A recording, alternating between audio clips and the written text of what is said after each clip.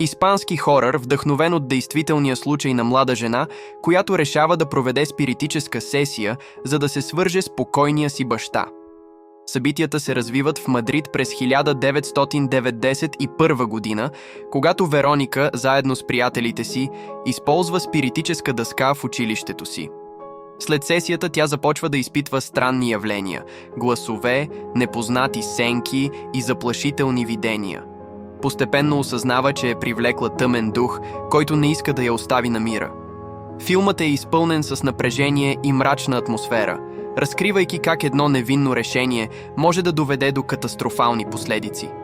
Вероника не е просто име, тя е символ на загубата на контрол и среща с невидимото. Класика в жанра на трилъра, вдъхновена от истинските случаи на серийни убийци, най-вече от личността на Ханибал Лектър и Бъфало Бил. Филмът проследява младия агент на ФБР Кларис Старлинг, която получава задачата да интервюира затворения психопат Ханибал Лектър, известен със своите убийства и психопатичен ум. Кларис се опитва да получи информация от Лектър, за да спре друг сериен убиец, наречен Бъфало Бил, който отвлича и убива млади жени. Бъфало Бил, чието истинско име е Дъглас Меланхол, е вдъхновен от реални случаи на серийни убийци, като Тед Бънди и Джон Уейн Гейси. Филмът изследва сложната динамика между Кларис и Ханибал, където всеки разговор е пълен с напрежение и интелектуална игра. Неговият завладяващ сюжет и незабравими персонажи оставят зрителите в напрежение до самия край, подтиквайки ги да се запитат какво всъщност се крие в мрака на човешката душа.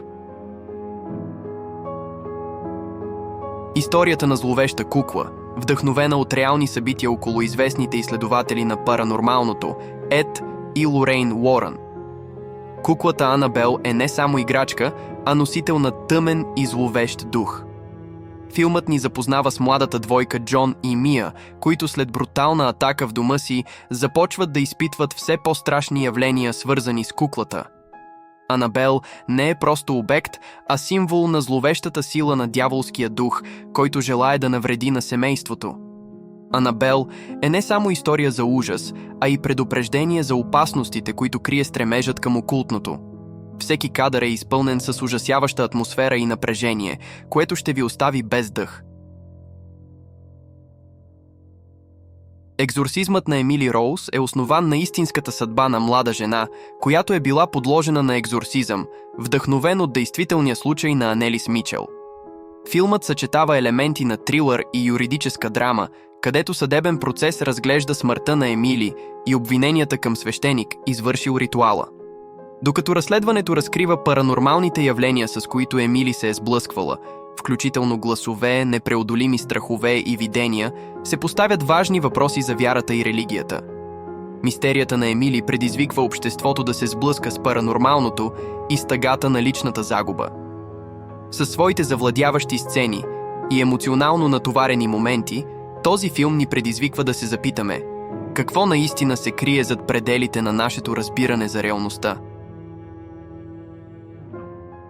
Вдъхновен от истински събития, който разказва историята на млада жена, която започва да получава заплашителни съобщения от непознат, живеещ в съседство. Постепенно осъзнава, че това не е просто шега, а част от по-голям план. Филмът комбинира елементи на психологически трилър и ужас, разглеждайки каква е цената на безопасността в съвременния свят. Напрежението нараства, когато героинята започва да разследва миналото на загадъчния си съсед и открива мрачни тайни, свързани с него. Момичето от срещната врата е завладяваща и ужасяваща история, която ще ви накара да се замислите какво наистина се случва зад затворените врати.